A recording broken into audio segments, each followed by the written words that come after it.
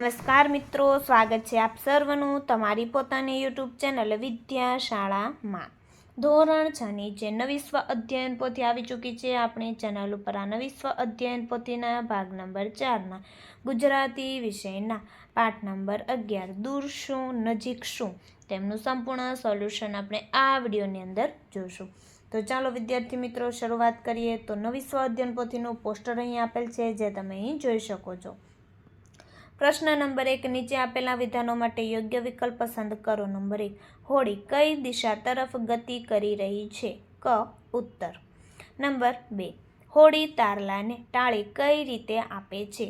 અ. હસીને. નંબર 3, થાંભલાના જેવું ઊંચું ચણતર એટલે ખાલી જગ્યા. ક. મિનારા. નંબર 4, કૂદી કૂદીને તે દે તારલાને તાલી હંસત મતવાલી પંક્તિમાં રેખાંકિત શબ્દનો અર્થ ખાલી જગ્યા છે. તો જવાબ આવશે અ. મંદ મસ્ત. નંબર 5, ઝીણું ઝીણું મરકે ખાલી જગ્યા એટલે તો જવાબ આવશે મંદ મંદ હસવું. વિદ્યાર્થી મિત્રો, ધોરણ 3થી 8ની જે નવી સ્વ અધ્યયન પોથી આવી ચૂકી છે 2024-25, જેમાં બધા જ ભાગના તમામ વિષયના સોલ્યુશનની તમે PDF અને બુક મેળવી શકો છો. બુક મેળવવા માટે આ કોન્ટેક્ટ નંબર ઉપર કોન્ટેક્ટ કરી શકો છો અને PDF આપણે ઓશન કોચિંગ ક્લાસીસ જે એપ્લિકેશન પરથી તમને મળી જશે. પ્રશ્ન નંબર 2, આપેલા શબ્દોના પ્રાસયુક્ત શબ્દો લખો. નંબર 1, કિનારા મિનારા. નંબર 2, ફરકે મરકે. નંબર 3, ફૂલ્યા ખુલ્યા. નંબર 4, તાલી મતવાલી. નંબર 5, ખુલ્લે ઝૂલે. નંબર 6, રમતી ભમતી. પ્રશ્ન નંબર 3, કૌંસમાં આપેલા શબ્દોના સમાનાર્થી શબ્દો કોષ્ટકમાંથી શોધીને લખો. અહીં જે કોષ્ટકમાં આપેલા છે જે શોધીને તમારે લખવાના છે. નંબર 1, ભૂમિ જમીન. નંબર 2, વાયરો પવન. નંબર 3, હોડી નાવ. નંબર 4, નજીક પાસે. નંબર 5, પંથ તો રસ્તો અને માર્ગ. પ્રશ્ન નંબર 4, આપેલ ચિત્રને ધ્યાનમાં રાખી કાવ્ય રચના કરો.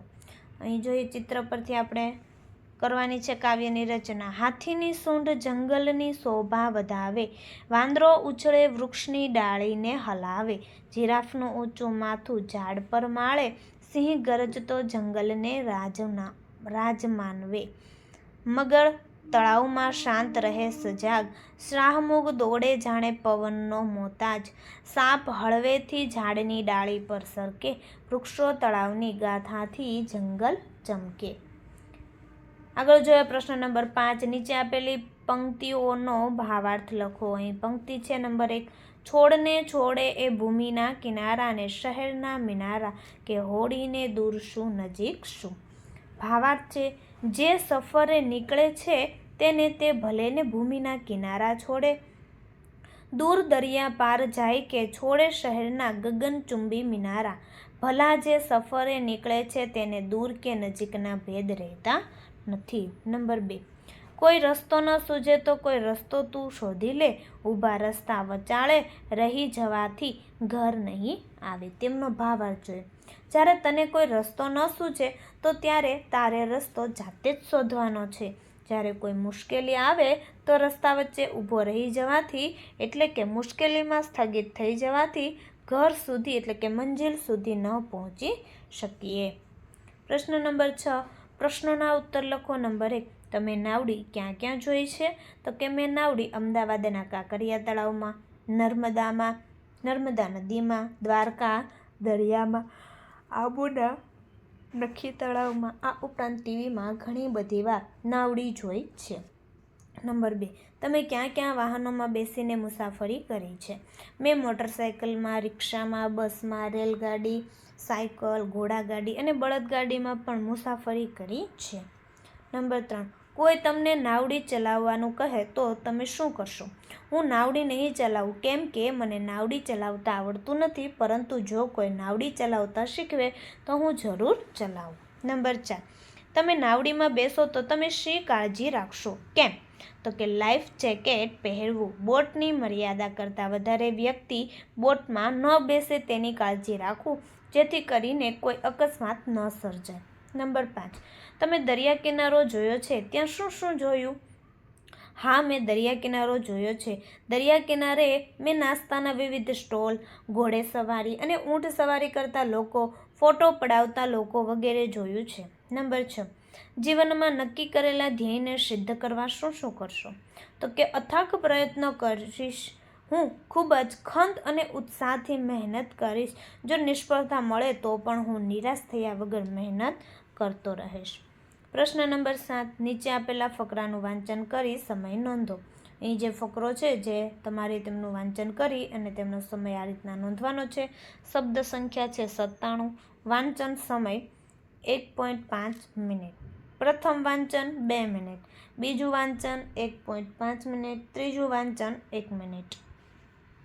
પ્રશ્ન નંબર 8, રેખાંકિત શબ્દ ઉત્તર તરીકે મળે તેવી પ્રશ્નો બનાવી લખો. નંબર 1, ભરૂચની સિંગ ખૂબ જ પ્રખ્યાત છે. જોઈએ 3. ભરૂચનું શું ખૂબ જ પ્રખ્યાત છે? ક્યાંની સિંગ ખૂબ જ પ્રખ્યાત છે અને ભરૂચની સિંગ કેવી છે? નંબર 2, ગુરુવારે ભારત અફઘાનિસ્તાન દેશ વચ્ચે ક્રિકેટ મેચ છે. તો કયા વારે ભારત અફઘાનિસ્તાન દેશ વચ્ચે ક્રિકેટ મેચ છે?